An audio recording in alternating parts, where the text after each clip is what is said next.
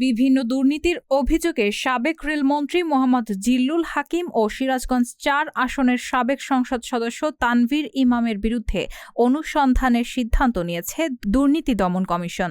বৃহস্পতিবার দুদকের প্রধান কার্যালয়ে কমিশন থেকে এমন সিদ্ধান্ত নেওয়া হয় বলে সূত্রে জানা গেছে। দুজনের বিরুদ্ধেই অর্থ পাচার, প্রকল্পে অনিয়মসহ দেশে বিদেশে বিপুল অবৈধ সম্পদ গড়ার অভিযোগ রয়েছে।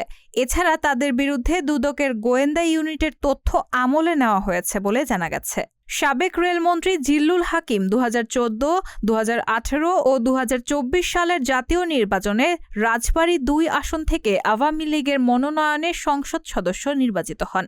দ্বাদশ সংসদ নির্বাচনের পর তাকে রেলমন্ত্রীর দায়িত্ব দেয় আওয়ামী সরকার। তানভীর ইমাম আওয়ামী লীগের নির্বাচনী পরিচালনা কমিটির কো-চেয়ারম্যান ও প্রধানমন্ত্রীর রাজনৈতিক উপদেষ্টা প্রয়াত এইচ.টি. ইমামের ছেলে। একাদশ সংসদ নির্বাচনে সিরাজগঞ্জ-৪ আসন থেকে নির্বাচিত হলেও দ্বাদশ সংসদ নির্বাচনে তিনি আওয়ামী লীগের মনোনয়ন পাননি।